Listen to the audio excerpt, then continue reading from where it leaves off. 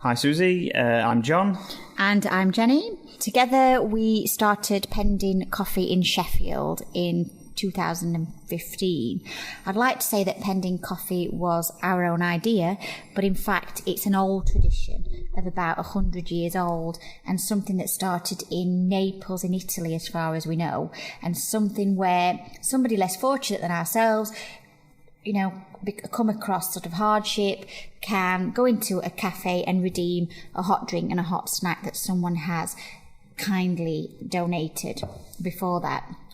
So it's not a new idea at all. It spread across Europe, but we didn't really know about anything in Sheffield. I came across it on Facebook. One of my Facebook friends had shared the idea, and then I chatted to John and said, gosh, it'd be a great idea to bring it to Sheffield. And then 7 months later, here we are. We've got 7 to 8 cafes across the city. Yeah. They're all doing really well. We've got clients from Archer, from Swoop, from Ben Centre, from Assist, the asylum-seeking charity. So they're all redeeming the... Swoop is the latest group of clients, in a sense. We'd never actually heard of Swoop, had we, until recently. And that's one of the great things about this project, in a sense, is the fact that, it opens your eyes up to a lot of the, vulnerable people that are out there. And great charities doing great work, I think, as well, and we can all work together. So we are constantly looking for new client groups who can benefit from Pending Coffee. Yeah. So if anybody has got any, then please get in touch. And we're also wanting donations, so you can go onto our website. Yeah, we've got a website, pendingcoffee.co.uk. And yes, that's on there. You'll see that it's kind of loosely based on Maslow's hierarchy of needs, which I guess just breaking it down simply starts off as the physiological needs, which is like your water, food, shelter and clothing. Got your safety and security, health, employment, stability, family. And then you've got love and belonging, self-esteem, and then finally self-actualization. Maslow actually believes that a person needs all of these conditions to reach self-fulfillment and self-actualization. And if you haven't got one of those, then you're going to be vulnerable in some way. And we can see from that a lot of homeless people, a lot of people in need, don't have stability, safety and security. They don't have a sense of connection to the community, and they don't have self-esteem. And sometimes they just don't have the basic things like food, water, shelter and clothing. No. So they're never going to reach self-actualization and the self-esteem that Maslow talks about. Yeah, I mean, it sounds quite scientific, but it does come down to the basic needs that a lot of us just take for granted.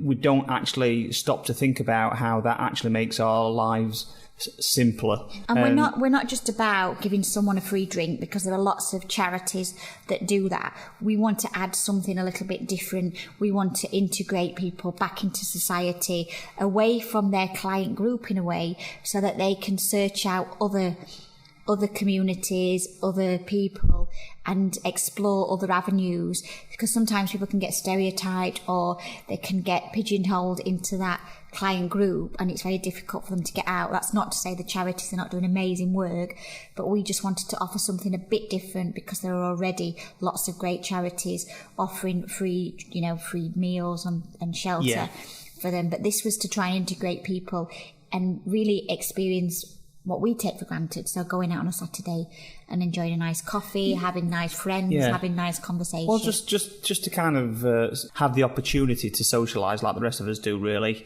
And I think that's one of the most fundamental kind of aspects of Pending Coffee, is the fact that, there are plenty of people that will say, well, if I see anybody begging on the street, I'll give them a couple of pounds, or I'll even, buy them a coffee and hand it to them. But we're saying, but they still kind of enjoy that, if you like, on the street. And there's no dignity with begging. Yeah. So we want to try and prevent people from begging and give them some sense of... When it comes down to it, that's how we all work. It's all networking. And in a sense, this opens up that opportunity to do that, And Sheffield, we've already had some great responses to our call outs for donating pending coffees and drinks and really helping. And we've had our first meetings. If anyone wants to get involved, they can contact us. And I think Sheffield is a really up-and-coming city. It's full of optimism. That's what I think. And it's full of positivity. It's a very creative city. And out of that creativity, people think about how they can help people less fortunate than themselves using their creativity. So you've got people like Penny Raven who do Sheffield Soup, and you've got Joe who does the junk the junk food thing. So you've got lots of people that are already putting creativity to work to help people, and I think that's what sets Sheffield aside. You've got people constantly trying to think of different ways to reach people rather than just asking for money and donating. And I guess one of the fantastic pieces of feedback that we get quite often really is from people that regularly donate to Pending Coffee through one of the cafes that have taken part. And what they say is that they sometimes feel embarrassed if they're approaching somebody on the street and giving them money. They don't want to appear like the patronising person, do they? Yeah, whereas if they go into one of the Pending Coffee cafes, which we'll briefly give you a list of shortly, it means they don't have to do that. They literally just go into a cafe, buying themselves a coffee or a tea or a slice of cake, and then say, here's another couple of quid. Can you put that to a Pending Coffee? They don't even need to have a conversation with anyone outside their circle. So and we've had some really positive feedback from client groups. So the group that works with street workers, Neeps End and Shalesmoor, we did a pending pizza drop, and that got some really positive feedback because it's an outreach project. So we took out some pending pizzas, and then people could find refuge in the van and have a hot meal when they were out doing a very difficult job for money, just to survive really, in a job that most of us can't imagine doing.